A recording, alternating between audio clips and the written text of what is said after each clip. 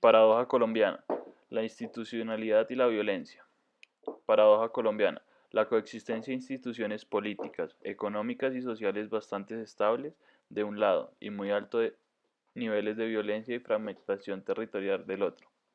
El resumen del informe busca comparar la evidencia proveniente de ellos para extraer inductivamente algunos rasgos generales que sirvan como hipótesis sobre las características de las instituciones colombianas y sus efectos sobre el desarrollo.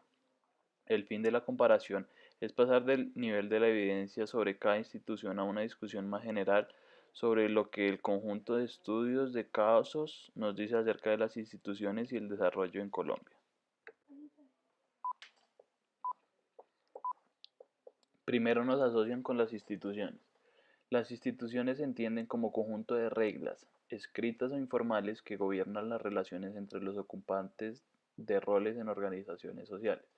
Las instituciones se diferencian de las organizaciones y existen en todo tipo de campos sociales, desde el político hasta el familiar, el religioso y el económico.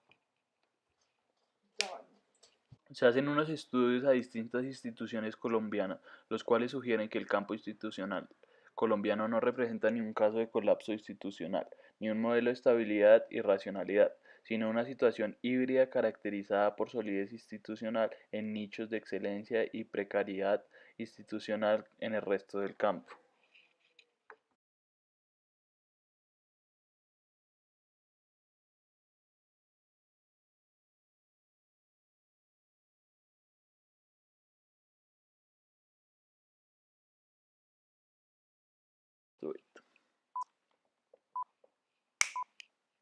El estudio se centra en 5 instituciones que cumplen funciones económicas y sociales críticas, que han pasado por un rápido proceso de modernización tecnológica y organizacional, inducido por presiones externas, y también instituciones que se encontraban en franco declive y que están en proceso de liquidación en el momento del estudio y desaparecieron recientemente.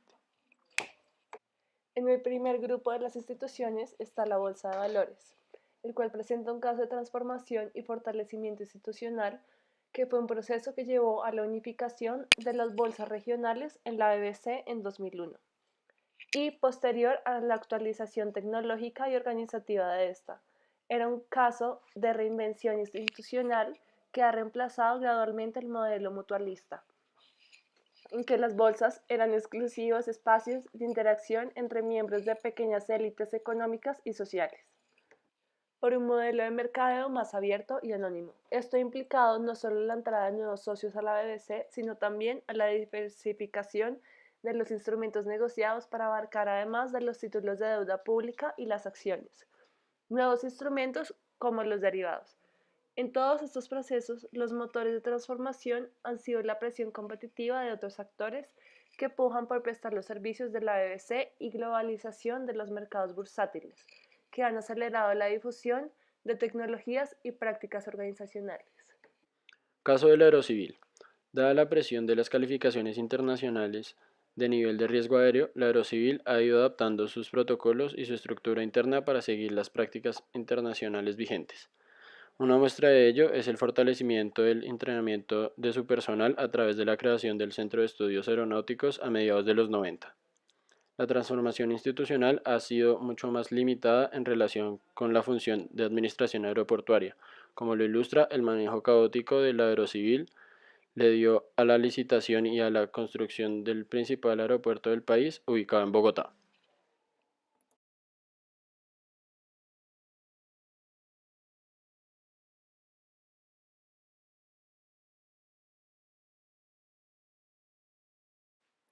Estudio de Adpostal.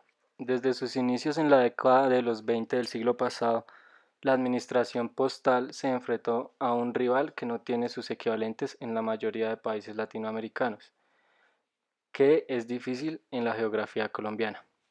Desde un inicio, Adpostal tuvo que competir para llegar a los puntos más difíciles del territorio nacional, en tanto a que los segmentos rentables del mercado fueron ocupados tempranamente por las compañías en áreas privadas, dedicada a prestar de forma monopolista el servicio de correo social, el que llegaba a las zonas apartadas o afectadas por la violencia política, y que además las compañías privadas no estaban interesadas en prestar.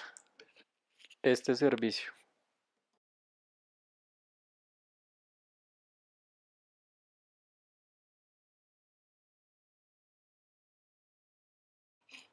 DIAN muestra un escenario intermedio que oscila entre la modernización y el clientelismo en cuanto al proceso de modernización.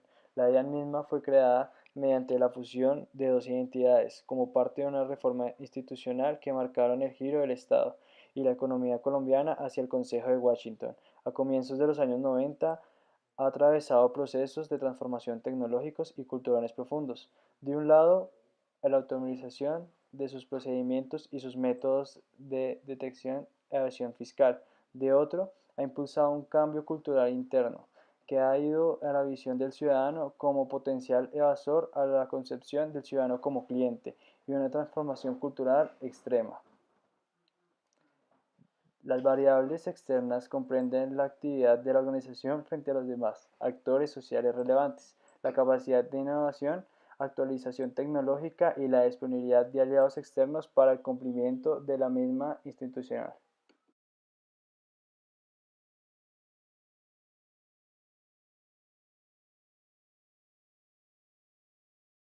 La meritocracia, el reclutamiento y la promoción meritocrática hacen referencia a la capacidad de las instituciones para administrar el enganche y la promoción del personal con base en credenciales profesionales, resultados y desempeño.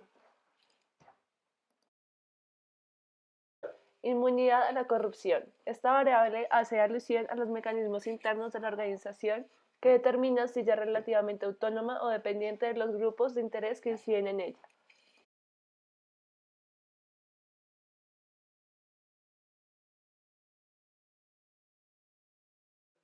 En definitiva, las organizaciones no solo cumplen las expectativas institucionales, sino aportan al desarrollo económico en su entorno económico y social. Los resultados de los estudios de caso en este sentido son elocuentes. Ninguna organización, ni siquiera aquellas que obtienen calificaciones aceptables en las demás variables, cumplen con su aporte al desarrollo.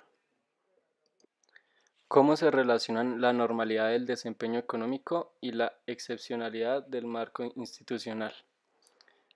La respuesta a esta pregunta precisamente es el clientelismo, que ofrece un equivalente funcional al populismo, mientras que el clientelismo es un equilibrio institucional entre las élites y los ciudadanos que produce ineficiencia en la provisión de bienes públicos, los cuales son micro, sean salud, recolección de impuestos, educación, carreteras, entre otros. El populismo es un equilibrio institucional que genera ineficiencia en la provisión de bienes públicos macro, los cuales son inflación moderada, manejo adecuado de la deuda pública y la tasa de cambio, entre otros. Ambos son perjudiciales para la economía, pero constituyen arreglos institucionales que pueden ser estables y atractivos para las élites y los ciudadanos.